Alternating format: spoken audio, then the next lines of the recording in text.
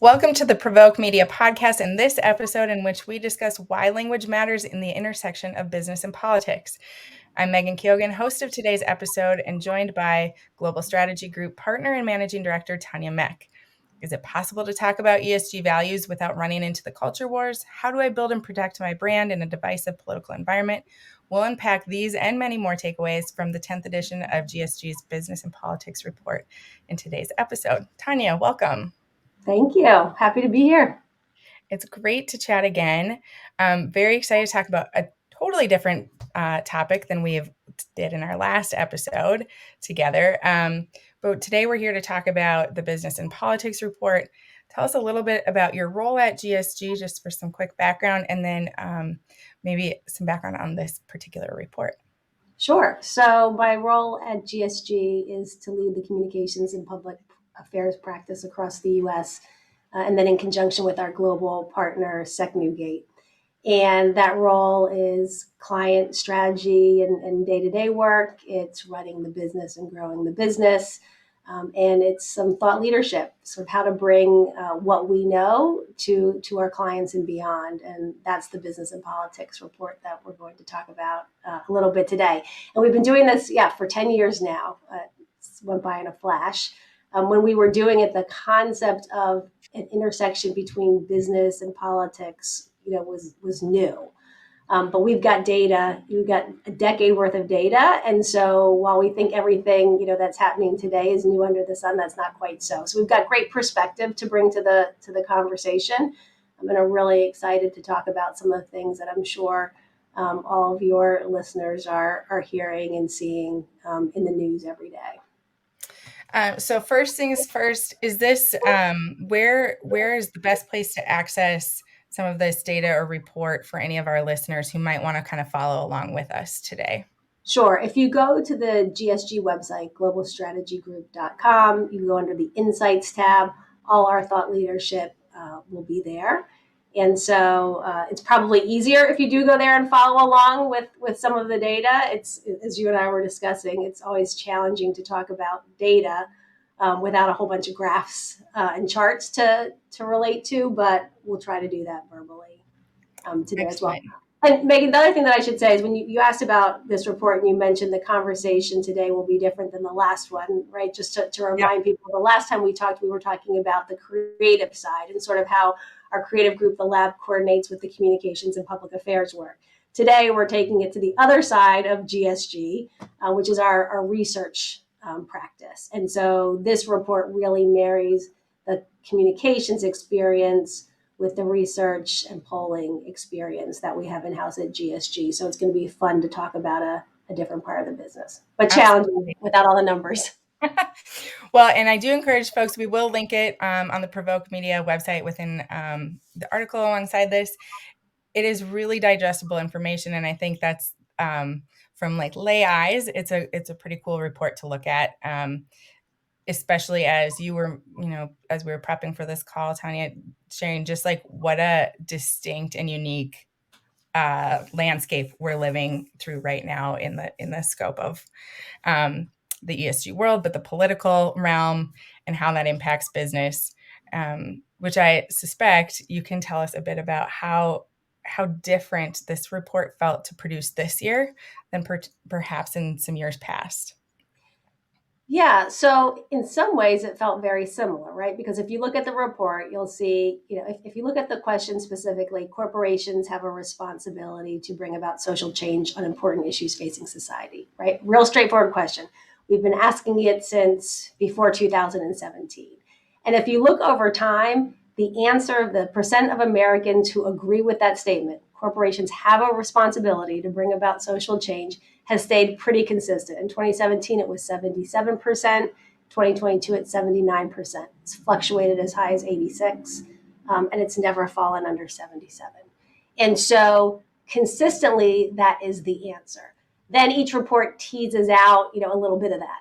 What does this mean? And this year, when we started looking at ESG, and particularly the attacks on woke companies or woke capitalism, and then the tie back to ESG. And we can talk a little bit about what ESG means. It was fascinating to us because the data shows some really distinct differences in language and how you talk about something that we didn't always see in the other reports. Those findings may have been a little bit more nuanced. This is a lot clearer. We also look directly at people's expectations of policymakers in this space.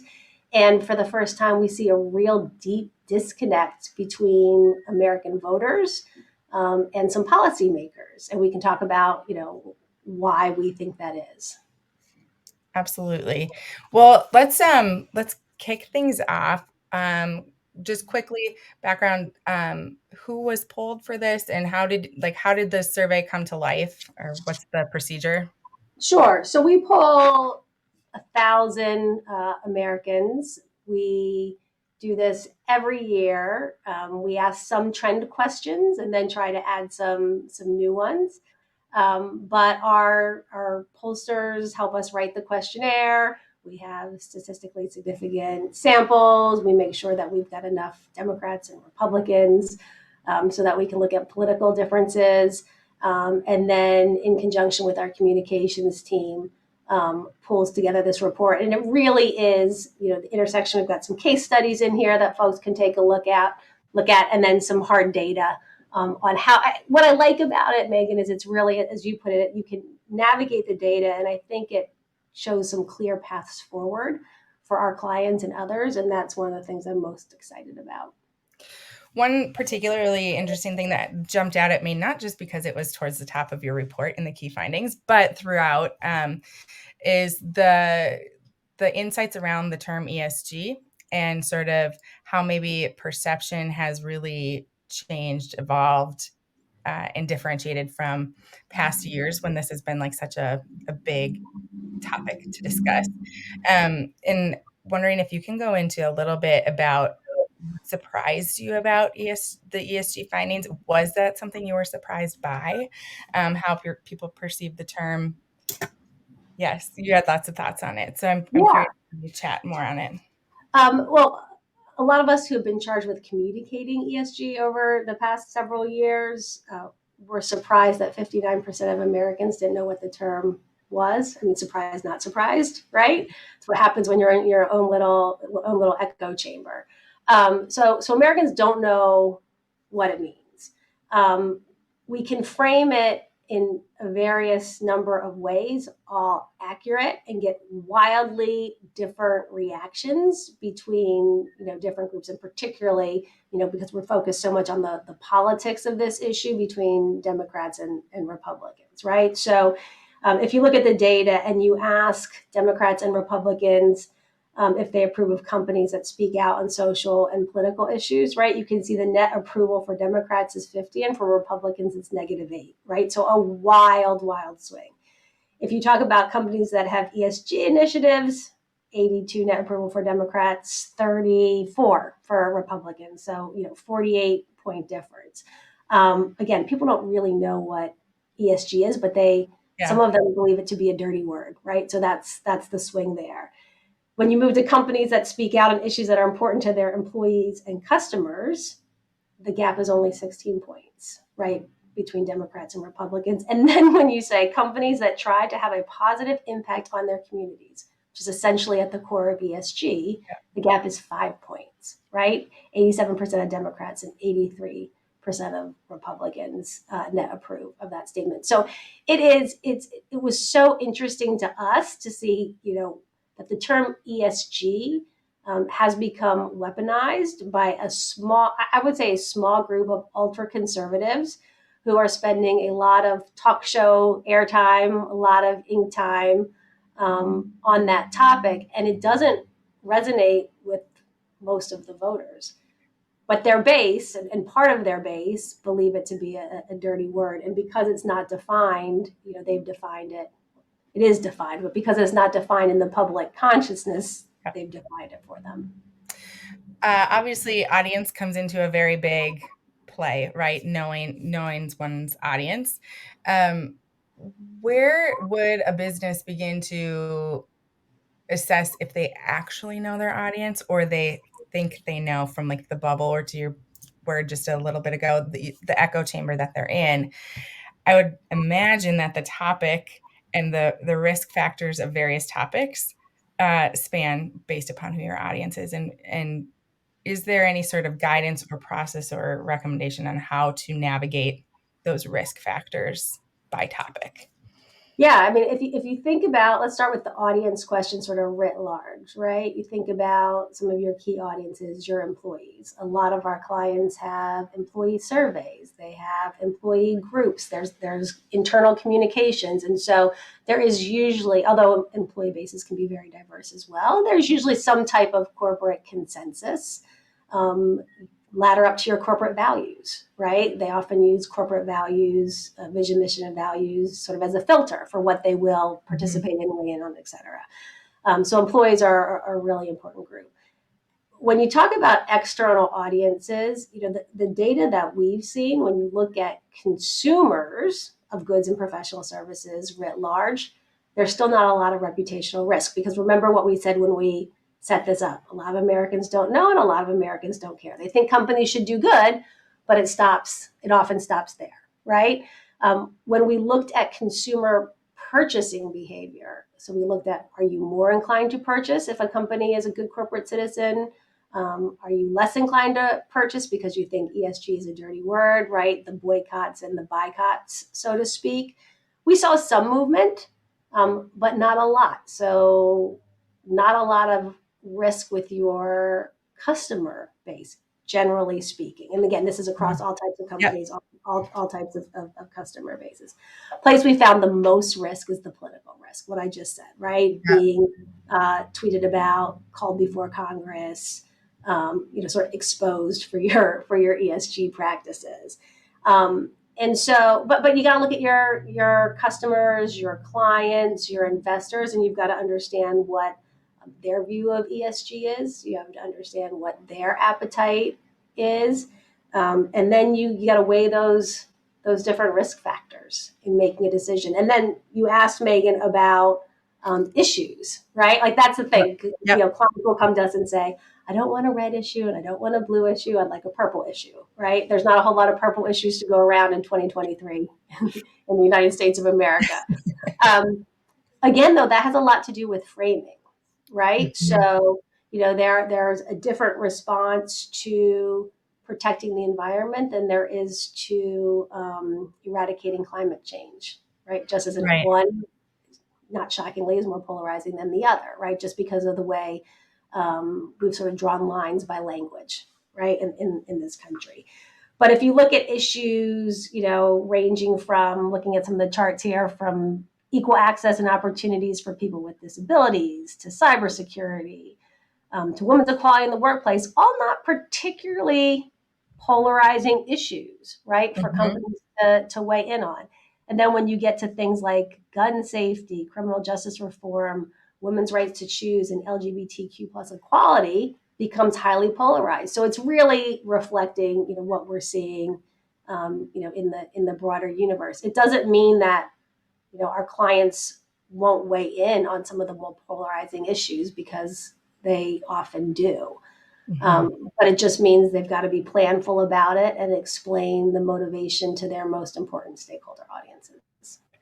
And just context for our listeners right now, if you happen to pull this up, I believe it's on page 6, what Tanya's mentioning, but it's a very cool infographic, sort of a thermostat style, if you will, just sort of gauging the various degrees of risk for various topics. So we have, Right. Well, I would say, Megan, sorry to interrupt you, that yeah, it's degree of polarization, which I would normally say is degree of risk too, but not really, because it all depends, to your question at the beginning, on knowing your audience, right? yeah, So in I've lost track of time, two business and politics reports ago, something like that, we were testing Nike's ads with Colin Kaepernick, right? And not everybody, the conventional wisdom was that was so risky. He was a polarizing figure. Their sales would plummet.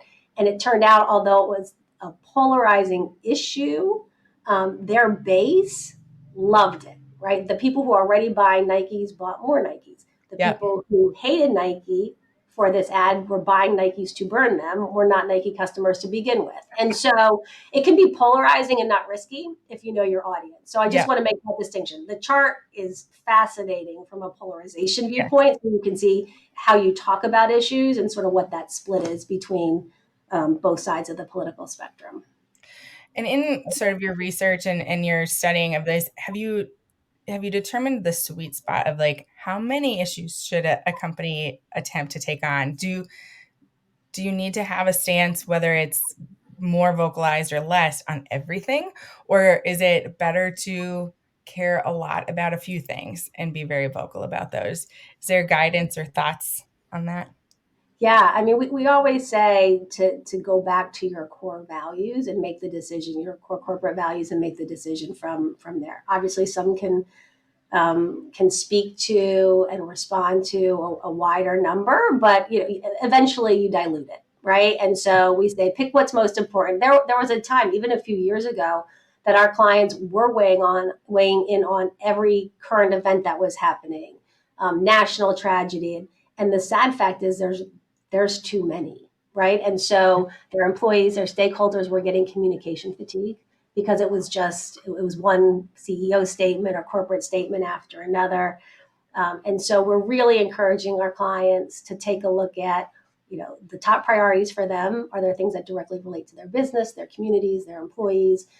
And then doing for want of a better description, coming up with some sort of filter, right? There's no end to the things that you can address, talk about, create programs and initiatives for, and everybody's going to be asking you to, every affinity group, everybody's going to be asking you to weigh in somewhere. Mhm. Create that decision making matrix so that you can sort of run that through those questions and then say, yeah, this is something that's really important. That it would be an obvious omission if we did not weigh in or if we did not do something here. And Yeah. not everything's going to make it through that, and not everything should make it through that filter. Right. Right. Um, do you have any examples? I know we've kind of mentioned like Disney in the deck about like case studies or some sort of anecdotal elements about ways that these risk factors have sort of presented themselves, or the polarization. I'm sorry, not to use risk again. Yeah. The polarization has kind of become an issue or a factor of consideration. Yeah, I mean, I think we'll start with Disney because it's a pretty robust case study, and Yeah. there's data because conveniently we've been tracking Disney's reputation sometime between 2017 and now as well, right? We track a lot of the big brands Hmm. over time in this report. And so, what was really interesting to me as you watch sort of this standoff, first between Disney and their employees, right, over Hmm. the so called Don't Say Gay bill in Florida, and the pressure they were receiving from their internal stakeholders, then to take a stance, then to go to war with the governor of Florida. Which played out on a national stage fairly spectacularly. When you look at what that did to their reputation, overall, and since 2017, we're looking at something like only a 4% drop. And that's primarily with Republicans, but that's not even a big drop, right? So, from a Hmm. reputation, remember again, from a reputational perspective, we haven't been seeing a whole lot of negative results. Likewise, on consumer behavior, I don't know. I'm not privy to their balance sheets, but they're a publicly traded company, and you look at them and you can see, that how they're doing, and so we'll see what happens over time. Um, Politically, they huge risk, right? They received a lot of pushback. They lost control of their local governance board. But as we continue, this it unfolds, right? As you continue to read the news, turns out they anticipated that and got all their permitting approvals they need for the foreseeable future. And so to be determined. But if that's one of the most visible and vicious fights that we've seen so far, the results right now say they're going to be okay, or more than Yeah. okay. I think the other way that we see it play out with our clients is for those that have significant operations in different states across the country, right? Red states and Yeah. blue states. And many of those have an employee base. Let's say they've got a more progressive employee base. So they're receiving, again, similar to Disney, incredible internal pressure to weigh in on a whole host of traditionally democratic issues. Yeah. And they've got a leadership team that's saying, okay, that's great. And that might play well on the East Coast or the West Coast. But how's that going to play, not just with the governments in some of our other states, but with some of our employees there too? And Mhm. that's the part that we've really had to help clients navigate sort of those different stakeholder audiences. How about when we've maybe seen a downward trend in reputation because of some unfortunate missteps or speaking out maybe too vocally on a subject? Mhm. What is sort of the protocol or rule of thumb for starting to climb your way back? Is it to swing the pendulum the other way, stay quiet for a bit? How do you determine what the next steps look like? Yeah, it's obviously specific to the client and in the particular issue and whatever whatever that misstep was. Um, but I would say, as a general rule, we often advise them not to swing the pendulum the other way really quickly. Right? It's almost like we think about it when you make a mistake and you have to sort of go on a listening and apology tour. Right? That's Yeah, often your first step. Right? You admit you made a mistake, you listen to the folks that are the aggrieved parties. You ask them what they would have done differently. You hear them out. And then you're thoughtful about what you're going to do next. You take the time to step back and really analyze the situation and get away from some of the immediate emotion. And then you can decide what you do. And the most important thing in that instance is only say things that you know are doable, that you commit to doing, and that you're going to report on, right? As it goes, yeah, see people making big promises, and then a year goes by, 2 years go by, and then somebody invariably asks what you've done, right? And yeah, so it's better to report on your progress along the way. Nobody expects companies and leaders to be perfect, yeah, but they do expect to see progress and have some type of transparency in those conversations. So again, it's more of the process, yeah. than a definitive, you need to do this and this is how fast you should move. Absolutely. And I guess that sort of sets up the question of, we all came out of 2020 feeling like every company had a new initiative for DE&I and for, Yeah. workplace wellness and everything. And there was for a hot minute there in 2021, I think, and maybe even a little 22, like a reflection on what did we do? Did we hold ourselves accountable? What learnings, and I'm kind of putting you on the spot because this isn't identified in the deck, but are there takeaways that we can infer from sort of this universal experience that everybody walked through in 2021 and 2020 and how people have maintained or not maintained their Well, Megan, you're talking about sort of the COVID sort of workplace disruption and coming yeah, back and yep, taking care of our employees and that kind of thing.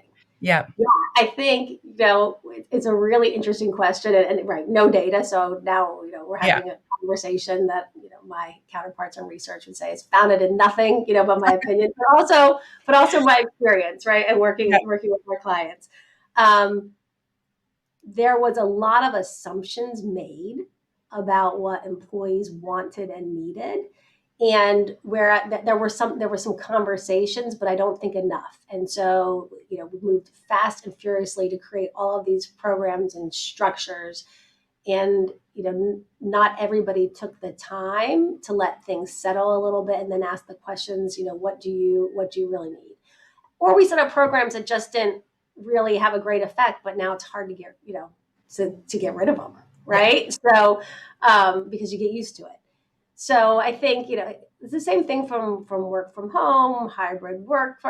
Now we're having conversations, and we do a lot of internal communication. So we're having a lot of conversations on behalf of our clients. What do your employees actually want and need? How do they work best? and it's a little bit more of a gradual and thoughtful approach, right? We didn't see Mhm. everybody saying, okay, it's over now. Everybody's some industries send everybody Yeah. back, wholesale. But it seems now we're having a much more thoughtful conversation, and we're also understanding that our audiences are nuanced here too, right? So our employee bases are not homogenous, and we might have to come up with some different solutions for different groups of people. And so I think that was a great case study of not throwing everything into, in the kitchen Yeah. sink to address a problem right away. Absolutely. But I will say what I can say from research, we did do a ton of research in COVID communications and employee engagement. Um, Companies experience some of their highest favorability from their internal audiences during COVID, primarily because of the way they reacted to and during the pandemic, right? And the Mhm. supports that they provided. So I don't want to discount what those efforts meant, and that maybe they weren't, the right ones Yeah. or the most effective or for the long term, but they bought a huge amount of goodwill Yeah. with employees. Absolutely. And um, I guess one other question I had that was sort of more likening or like comparing 2020, 2021 to today. Um, there was a lot of pressure on brands to react really fast. Yeah. And if you were at a company that wasn't reacting very fast, you were suddenly questioning what does your company stand for, if nothing, Yes, which is counter to any thoughtful decision. It seemed like there was a price to pay by not taking a stance there was. Yeah, quickly, as much as there was to taking too hasty of a stance. Um, what what is the what happens when, you know, as a world, hopefully we don't all walk through this at the same time together again, yeah, but when there is an issue that requires a faster response or it seems like your consumer base is expecting something of you more immediately, um, what are some of the better ways to be prepared to know what you might do or you might respond with? yeah. I mean, before I answer that question, because it's so interesting, right? There used to be a time before it was an expectation to respond in real time where first movers actually had a reputational benefit, right? The data shows there was a controversy, a national tragedy, some companies spoke out, huge reputational bump, right? The companies that never weighed in, uh, deficit, right? So to your point there, you were punished for not weighing in. Then the world got fast and furious, and these events were happening every day. And we talked about that sort of engagement overload where you were expected to weigh in, Mhm. all the time. And by the way, it was within the first couple hours, not even the first 24 hours, right? We Yeah, tested, should you weigh in immediately? We live in a real time society with all those expectations. And so it became, clearly untenable, yeah, and probably ill advised, to be honest. So, but there is, and hopefully it is not on the scale of what we just experienced, but where it's obvious that something needs to happen. That's a conversation that companies should be having right now, right? They should yeah, have the conversation of, when will we move quickly? It's a scenario plan, right? It's like the crisis yeah, scenario planning, that we do for our clients, not from an operational perspective, but from an engagement and a communications perspective. These are the types of issues where we need to respond within X number of hours, X number of days. Okay, well, what will guide that? Who will guide that? What does the operational structure look like? Should we start talking about, what platforms we'll use to communicate? How will we do that, et cetera? And so it's incredibly empowering when you can have those conversations in a lower stress environment where mhm, you can go back and forth a million times and tweaking the statement or the email. And then you can run it by legal, and then you can focus group it, and you can have it ready, as opposed to, by focus group, I mean with your yeah, important stakeholders. Um, and then you're ready, and you might need to tweak it yeah, when it's go time, but you're not starting from scratch. And yeah, so, and you also know if it's something that's not important for you to weigh in, or if there's no yeah. choice. That matrix that you mentioned a few minutes ago really comes into play in sort of setting you up for, as you had mentioned, I think in our prep conversation, pre-gaming, like coming up with Yeah, your pre-game strategy, right? And there is something so useful about a matrix to just say, almost rank it in uh, urgency, or like the prioritization of how fast should a response be. yeah. um, Yeah, it's just it. Listen, there's just as we've said over and over again today. There's so much that companies and leaders are called on to address and engage with. That without that structure, that in itself is a full time job trying to make those decisions. So putting a little structure and discipline around that while staying true to your organizational values, principles, and stakeholders is incredibly helpful. I mean, I can't speak enough to what we've seen on both sides of that, right? How you react when you have a plan and structure like that, and how you're forced to react and respond when you don't. yeah. And when we talk about like stakeholders or the focus group, how much importance or credence do you think should be given to? Should a lot of people have eyes on something right before it goes out? Should it go to your company to see if your employer base has gross objection? Have you already decided to take that risk at that point? I know these are kind of like scenario based things, but Yeah. for businesses who are wondering, how far do I step out? How loud do I yell out? Um, what is sort of the rule of thumb? Yeah, the closer you get, the fewer people who should be editing or having eyes on it, right? I mean, we've all had the experience with our clients and folks who are in house where you're trying to get something out the door and you're editing it with 10 people, and that's just never going to go, right? Yeah, yeah, It's not happening. So decide who needs to weigh in. If there's proxies for certain groups or people, um, have it ready to go, and ultimately it should be a really small and tight group that makes any final edits or changes, and then because you should have pre-gamed your risk ahead of yeah, time, right? yeah, It's not the time to do that, during whatever the situation is. absolutely. And to circle back to some of the earlier things that we were opening with, which was language matters and the framing of things matter.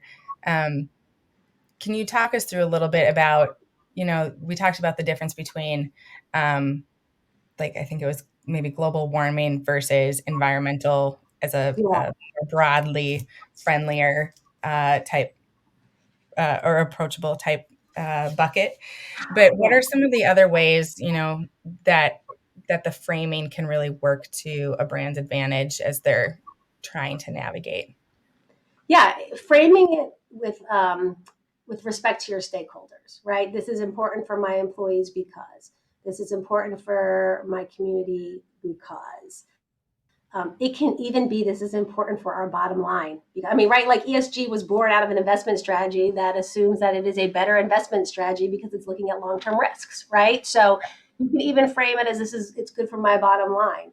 But when you think about your different stakeholder groups, think about framing why it is important to them. Hmm. And if you explain your motivation, everything that we have seen in the data and everything that we've experienced with our clients, that even if people don't agree, in fact, we even tested, even if it is politically controversial, right? Yeah, And it is still, a vast majority find that to be acceptable, right? And favorable for a company to do that. So it's really about um, bringing it home and explaining the why. hmm, And you've got great latitude to weigh in on even politically controversial issues. absolutely. Um, you have given us so much to think about today. You've given us some great resources and tools online that I hope our listeners will also go check out. This has been a really fascinating conversation, which could go on for a long time. And hopefully, there will be an 11th edition, and maybe we'll get to chat on that one too to talk about the differences. But I would love to do that. absolutely. Any parting thoughts, things that we have overlooked? I know we've covered a lot of ground today. Yeah, I think maybe just remind communicators that while this, there's a disconnect by what we're hearing from some policymakers and the coverage in the media and what the American public actually wants and is interested in. And in fact, if you poll them and ask them what they care about, you will hear things like inflation and jobs and healthcare and crime and Social Security and Medicare, et cetera, et cetera. And way, way, way at the bottom of the list will be investigating how U.S. companies spend money on ESG initiatives. So I hope that some of our clients can take comfort in that and heart in that. And again, it doesn't mean it's without risk, but I really am glad that you gave us the opportunity to put some of that in perspective today. Absolutely. This has been the Provoke Media Podcast. Thank you, Tanya Meck and Global Strategy Group, GSG, for joining us. We are signing off. Thanks, Megan.